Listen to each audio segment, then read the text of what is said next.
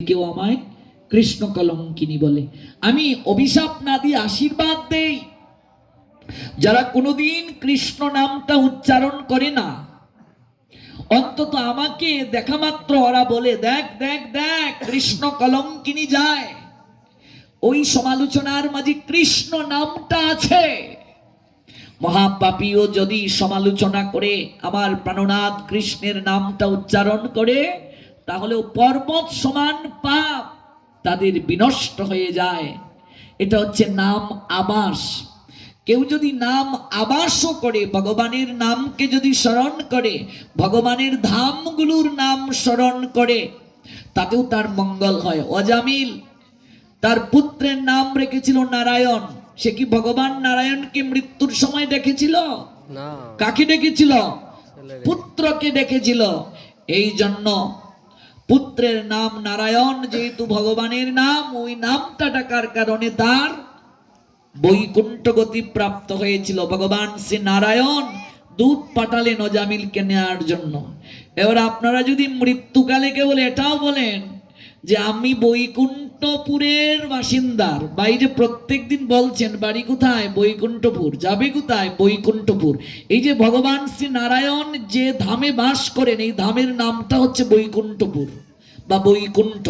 তাহলে আপনারা বৈকুণ্ঠপুরের বাসিন্দার, এই যে প্রতিদিন বলছেন বাড়ি কোথায় বাবা তোমার? বৈকুণ্ঠপুর। মায়েদেরকে বলছে কোথায় যাবে গো? বাবার বাড়ি বৈকুণ্ঠপুর। এই যে প্রত্যেক দিন প্রতি সময়ে বৈকুণ্ঠ নামটা উচ্চারণ করছেন, তাতেও আপনাদের কৃপা হয়ে যাচ্ছে, মঙ্গল হয়ে যাচ্ছে, পাপ নষ্ট হয়ে যাচ্ছে। এটাকে বলে নাম আবাস। আচ্ছা, আগুনে কেউ যদি জেনেও হাত দেয়, না জেনেও হাত দেয়, আগুন কি বলবে ও না জেনে হাত দিয়েছে, আমি ওকে পুরাবো না? না, খাতির করবে না। আগুনের ধর্মই হচ্ছে পুরানো। জেনে হাত দিলেও পুরাবে, না জেনে হাত দিলেও পুরাবে। এই জন্য মহাপাপী সেও যদি বলে আমার বাড়ি বৈকুণ্ঠপুর, বৈকুণ্ঠনাথ হচ্ছে ভগবান নারায়ণের একটা নাম। সে এটার তত্ত্ব জানে না, কিন্তু বলছে বৈকুণ্ঠপুর। তত্ত্ব না জেনেই বলুক, কিন্তু বলছে তো ভগবান বিষ্ণুর আবাসস্থলের নাম, ভগবান নারায়ণের বাড়ি যে জায়গায়, সেই জায়গার নাম বলছে। সে না জেনেই বলুক, কিন্তু বলছে, তাতেও তার মঙ্গল হয়ে যাবে, তাতেও তার কৃপা হয়ে যাবে। তাহলে আপনাদের আর ভয় কিসের গো? হ্যাঁ, আপনারা বৈকুণ্ঠপুরের বাসিন্দার, আপনাদের আর ভয় কিসের? তবে একটু ভজন সাধন যদি করা যায়, তাহলে তো আরো দ্রুত গতিতে এগিয়ে যাবেন। এমনিতে তো আছেন বৈকুণ্ঠপুরে। এবার বৈকুণ্ঠপুরে থাকতে গেলে বৈকুণ্ঠপুরে থাকার যে একটু আচরণ, সেটিও যদি একটু করা হয়, তাহলে সোনায় সোহাগা হয়ে যাবে। এটা তো জড় জগৎ। সব মানুষ চিন্ময় জগতে বৈকুণ্ঠপুরে যেতে চায়।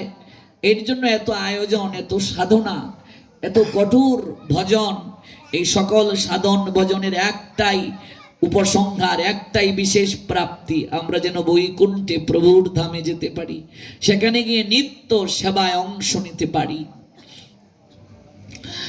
এই জন্যই আমাদের এই ভাগবত শ্রবণ, সাধু সঙ্গ করা। আর এই ভাগবত শ্রবণের ধারাবাহিকতায় আমরা শ্রবণ করছি সূর্যদেবের স্ত্রী সঞ্জনার কথা। যমরাজ